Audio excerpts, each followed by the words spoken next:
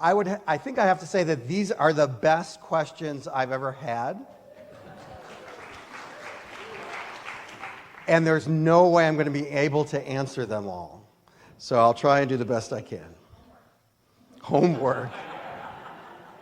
You want me to write essays and put it on the web afterwards? Sure. Yeah, not that one. No, just kidding.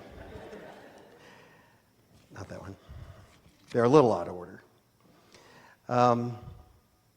What sets Unitarian Universalism apart from other religions, and what do they have in common? I don't know.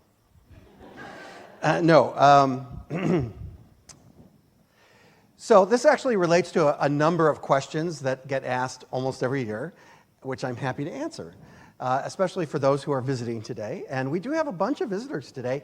You don't have to raise your hand. I don't want to single you out. But if you'd like to raise your hand if you're visiting, we'd love to see who you are. We don't ever do this. Look at all those visitors. You don't count. Nice to see you. Yeah. She grew up here. What sets Unitarian... Unitarian Universalism is a faith tradition that was founded as a non-creedal faith tradition. We call ourselves a covenantal faith tradition. Most religious traditions, not all, but most of the mainline religious traditions that we have now in this country have some sort of dogma or creed or belief that you need to subscribe to in order for you to say that you are whatever, a Catholic, a Methodist, Jewish. We are not a learned faith tradition. We are a learning faith tradition. So we are a covenantal faith tradition, which means we agree to be together in our search for truth and meaning. And you don't have to subscribe to a dogma or creed in order to be a Unitarian Universalist. For those of you who are visiting, there are, in this congregation, there are people who identify themselves as Jewish, as Christian, as theist, as agnostic, as atheist, as, what else? Muslim, as theist, Hindus, and Unitarian Universalists, because you can have spiritual practices and religious practices, and this is a spiritual container. Now, with that said,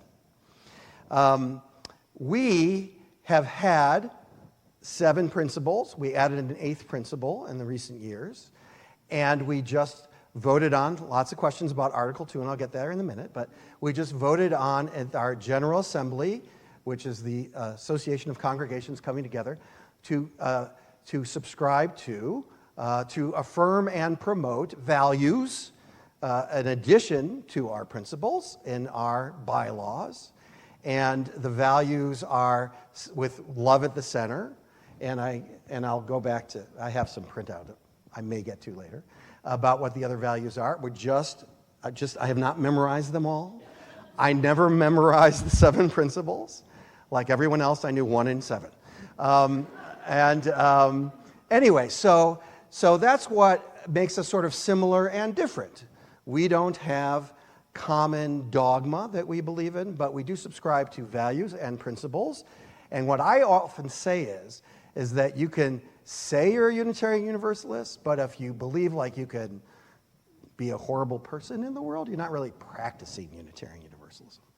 So it's about how you practice what we say about each other. So there we go.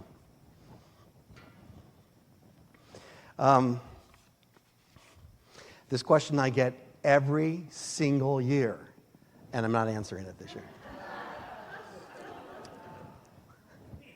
Mystery, life is a riddle. I am a Mormon with 2 transgender children. Can I come to this church? I wanted to answer this question for sure, and the answer is absolutely you can come to this church.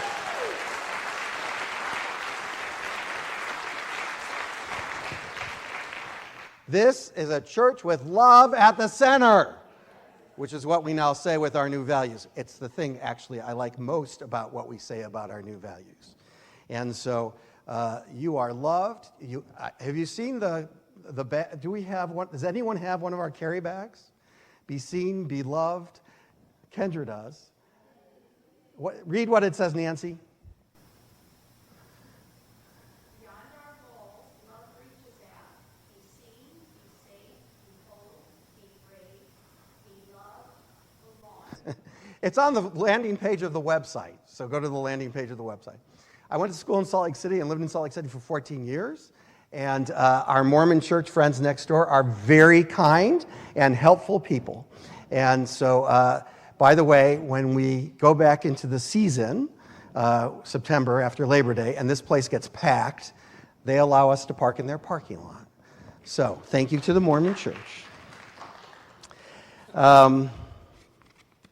What are UU's position regarding the Bible? Usually like this. No, that's just a little bit of a joke. I can't tell you what UU's positions are about the Bible. It's because you have to make that decision about what you feel about the Bible, because we're non-dogmatic, and I'm not going to tell you how to feel about the Bible. I can tell you how I feel about the Bible. I went to seminary at a Methodist seminary, and I had never read the Bible before. I was Jewish, and that's not really how we approach things. And so the first week they said, look at the Bible, and I bought a Bible. My wife was raised Southern Baptist, is now a Unitarian Universalist minister as well. And so I sat down and I opened it up, and it says, in the beginning. So that's where I started, in the beginning. And she thought that was the funniest thing ever, because people don't actually sort of study the Bible that way. And I think that there are some extraordinary lessons about the patterns of human behavior in the Bible. And I think there are some unbelievably horrible things in the Bible. But I look at like 1 Corinthians and I think, who wrote this? This is so beautiful, right? You may not want to hear it at another wedding, but it's still beautiful. And I think, who wrote this? And so for me, there are, just like everything else that we go through as we go through religious life, we have to look at it, assess it for ourselves, think about it, see how it applies to us, how it's meaningful or not, and take that for yourselves. One of the things about our religious exploration education program is that the theory behind it is we don't tell the children what to think. We ask the children to think about their own thoughts through their own experience. And so we try to get children to, it's the same thing I'm asking of you. If you want to find out more about the Bible, read it and then think about it. I'm happy to talk to anybody about that. Let's see. I preached about that. How do I think UU's will embody love at the center as in our new values? Well, I actually did talk about that a couple of weeks ago from the pulpit. And I'm going to go over here now. And I'm hoping that it's a guide for us to live what we profess. Let me tell you a little bit about what we're allowed and not allowed to do in politics here at UUCF. We are not allowed from any official position and from the pulpit, any sermon, any official event, to endorse a candidate. That's against the law. Not saying that others don't do that, but we don't do that. And so what we are allowed to do is talk about issues. And we can talk about issues as much as we want. And we can talk about those issues as they relate to the people who profess those issues, right? And so if we're going to profess that we hold love at the center and that we believe in these values and that we believe in these principles, part of what I feel my job is, because I'm human too, is to live them as much as possible and to encourage you to live them as much as possible. That is not easy. We're human, we're tribal, we live in a polarized political environment. We're approaching, I think there's an election coming up. And so it's natural for us to want to fall back into the things that, I said this a couple of weeks ago for those of you who listened to my sermon from a couple of weeks ago. I'll sit at the TV and swear just as much as the next person does, when I see, I don't want to be too specific, rallies that I don't agree with. However, I try to hold myself accountable to that. And I'm going to try and hold all of us accountable as best we can to what it means to live with love at the center. So that's what I hope we'll do. I'm going to put that aside. Should we still talk about and teach the 7 guiding principles? Of course. They're a part of our history and they're a part of who we are. I do want to address this whole Article 2 post-UUAGA thing.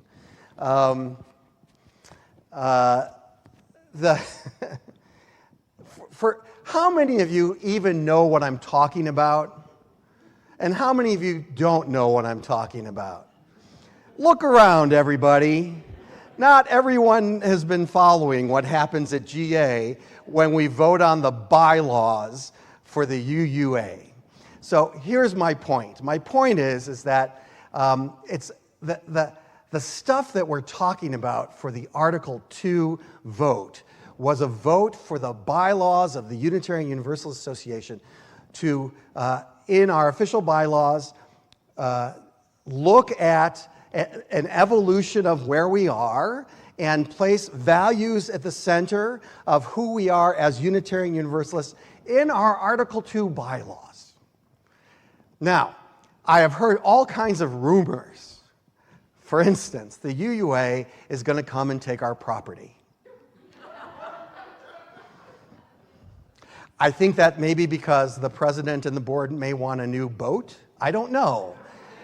Because I doubt they want to diminish the number of congregations in Unitarian Universalism. I just think that there's so many unfounded rumors and ridiculousness. What will happen here at UUCF as it relates to those Article 2 changes is we'll talk about, I think, love at the center more. That's it. There are no other mandates. There are no other issues involved. The UUA, I know the people at the UUA. I know their names. I'm friends with them. They don't have the time, energy, resources, or authority in any of our governing documents to do anything to us other than support us the way they have been. And so I just think that to worry about is, please don't worry about that. I'll let you know if they're coming for us. How's that? I have a few more minutes. Let me see if I can get to... how have newly married couples blended UU and Catholic value traditions as they add to their family with children? What an interesting question. We have, through the years, Unitarian Universalism has many, many blended families, people of 2 religious traditions. It is a place where people compromise, so to speak, to show up. I will tell you a quick story. Before I was married, I actually did date other people. One of those people she was a Lutheran, and I at the time identified as Jewish, and she wanted to go somewhere and pray together. And so she suggested a UU church.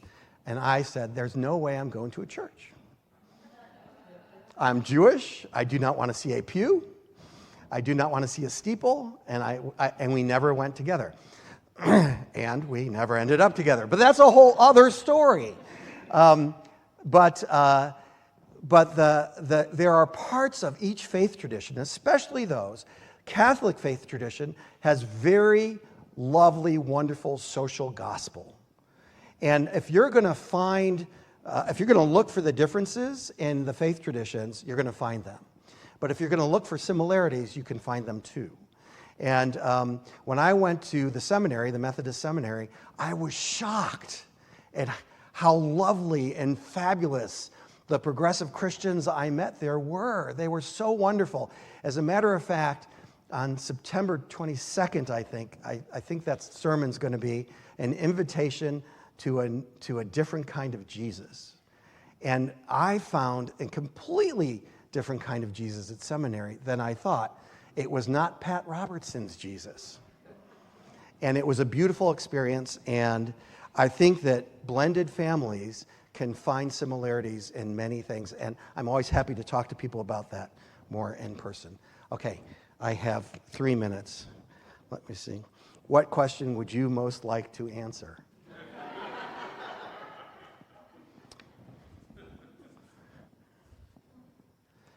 I have no idea. What question would I most like to answer? Okay. Here's the question all these questions I would love to answer. There's so many good questions. Here's the question I think I would most like to answer. It's about the future of UUCF.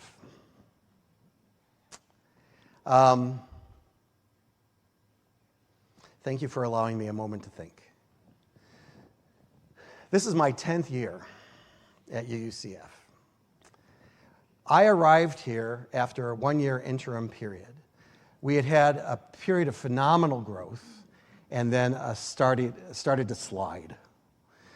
And we began to chart that with other congregations in the area while we were reading about the decrease in attendance for religions all across the country.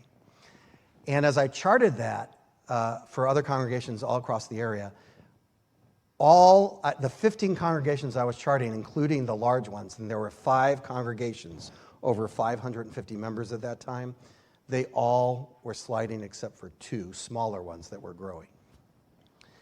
And so we went through this period of time, and then we went through, I can say the name, because I'm not endorsing any candidate or not, we went through the Trump years, which were pretty difficult for a lot of us. I'm not hiding that fact. We went through the pandemic together, which the whole world did, which was a challenge. And then, more than a challenge, and if I ever hear the word pivot again, I don't know what I'll do. And then we are where we are now. Last year, with the awareness of the need for us to restructure, I will tell you that all the large congregations in this area are going through exactly the same thing we did.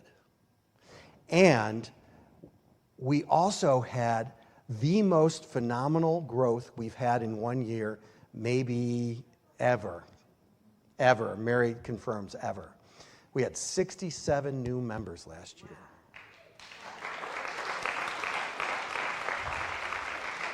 Our average pledge for new members went somewhere like from $700, if you remember this, Stacy, let me know, to like $1,300 or $1,400 per new member.